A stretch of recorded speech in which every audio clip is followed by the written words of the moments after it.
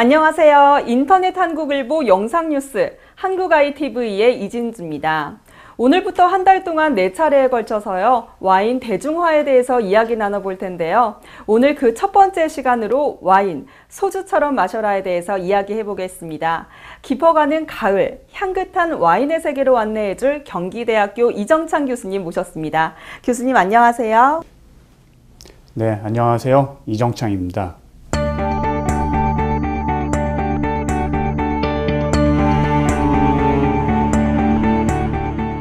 네, 교수님 오늘 주제가 와인 소주처럼 마셔라인데요. 어떤 의미인가요?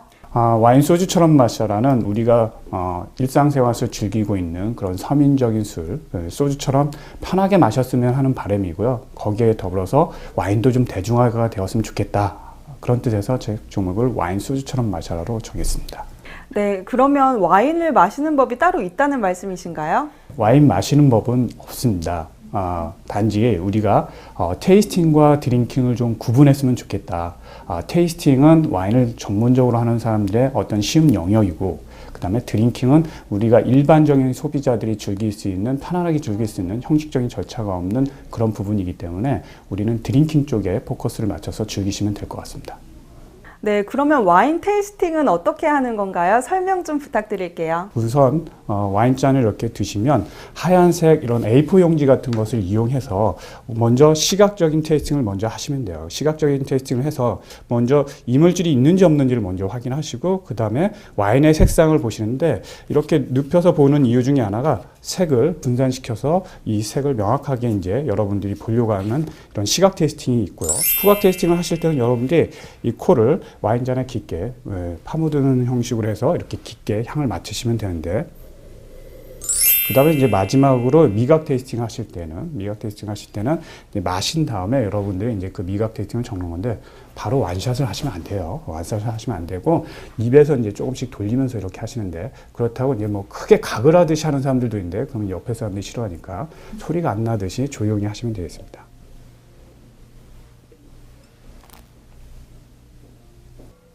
네, 보통 테이스팅 할 때요, 이렇게 와인잔의 다리 부분을 잡고 테이스팅을 한다고 하는데요.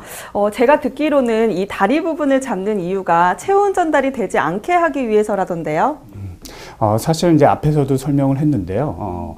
와인잔의 다리를 잡아서 체온 전달이 된다고 해서 와인 맛이 변한다라는 것은 사실 상식적으로 이해가 안 되는 부분이고요. 그래서 다리를 잡는 것은 우리가 와인 테이스팅을 할 때 시각적으로 이물질이 있는지 없는지 색깔을 잘 보이게 한 하나의 편리성에서 여러분이 보시면 될 것 같아요.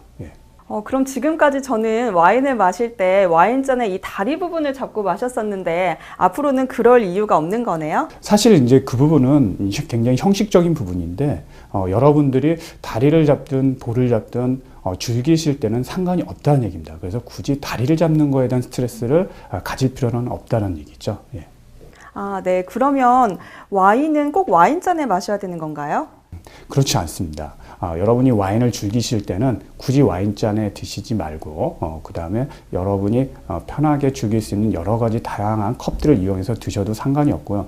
와인잔으로 와인을 마시는 이유 중에 하나는 와인잔 회사들이 상업적으로 입안에 있는 그 혀에 있는 단맛, 쓴맛, 신맛, 짠맛이 위치가 다르기 때문에 그 부위별로 모양을 다르게 했다라는 그런 과학적인 것을 제시했지만, 사실 2001년도 사이언스 아메리칸 잡지에서 그 혀의 맛의 지도라고 우리 중고등학교 때 배웠던 그 부분들이 틀렸습니다. 그래서 모든 혀의 부분에 다 단맛, 쓴맛, 신맛, 짠맛이 있기 때문에 그 모양의 부위별로 해서 다르다라고 하는 와인잔 회사들의 말은 거짓인 거죠. 네, 그럼 와인을 마실 때 장소와 또 이런 음식을 고려를 해야 되나요?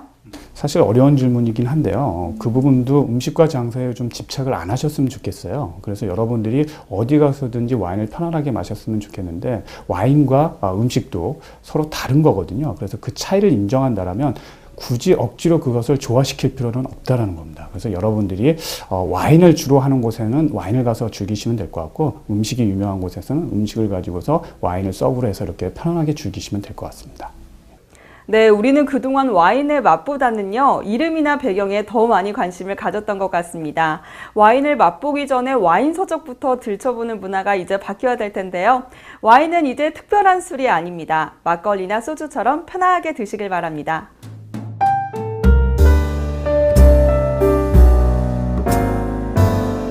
이번에 소개할 와인은 이태리 와인인데요. 베로체 모스카토라는 와인입니다. 근데 이 와인은 여러분들이 아마 드신 분들이 많을 거예요. 그래서 약한 발포성의 이 탄산기가 있으면서 달콤한 와인이거든요. 일명 이제 사람들 사이에서 작업용 와인이라고 하는데 대부분의 사람들이 아주 좋아합니다. 이 와인 같은 경우. 그래서 아무리 10만 원짜리, 20만 원짜리 와인을 줘도 이 와인을 주면 굉장히 좋아하죠. 이 와인이 만 원대 후반인데, 네, 그래서 여러분들이 이 와인을 한번 테이스팅 해보는 것도 좋을 것 같아서 제가 이 와인을 소개해 드리도록 하겠습니다. 먼저 이 와인의 맛과 향을 여러분들께 한번 말씀을 드릴게요.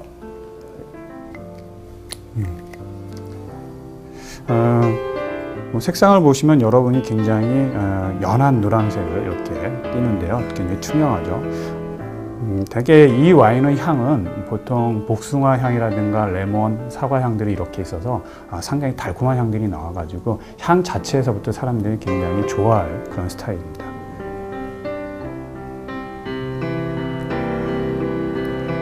지금 이제 이 와인 같은 경우 좀 더 시원하게 해서 마시면 여러분들이 그 탄산기가 더 잘 느껴지고 당도도 느껴져서 굉장히 즐겁게 마실 수 있는 그런 와인 중에 하나가 되겠습니다.